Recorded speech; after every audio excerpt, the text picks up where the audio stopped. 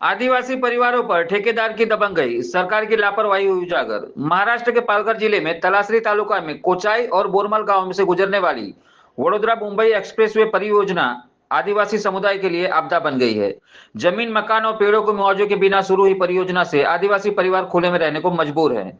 आदिवासियों की शिकायत और कठिनाइयां आदिवासी नेता रूपजी कोल्हा ने कहा, जमीन और संपत्ति जब्त कर हमें धमकाया जा रहा है। ठेकेदार कंपनी ने पुलिस बंदोबस्त में काम शुरू कर दिया है, जबकि हमारे पास मुआवजे का कोई आधार नहीं है। हालात ऐसे हैं कि छोटे छोटे बच्चों वाले परिवार खुले में रहने को मजबूर है और कड़ाके की ठंड में उनका जीवन नीरस हो गया है।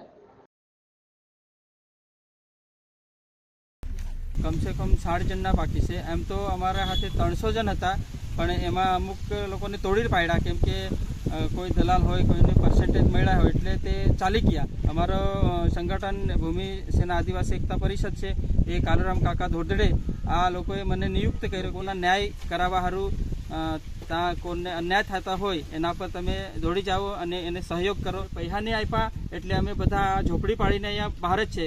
ઠંડી બી લાગે, હવે ખાવાનું બી નહીં અમારા પાસે, ચટણીની મરચાની એવી રીતે હાલત છે। હવે નાના છોકરા છે, આ લોકોને ઠંડીમાં આવા ઓપન मतलब ઉઘડા પર રહેવું પડે। મને ઉચકવા માટે ઓછામાં ઓછા 500 થી 600 આ પ્રશાસન પોલીસ બંદોબસ્ત SRP બધી લાવ્યા।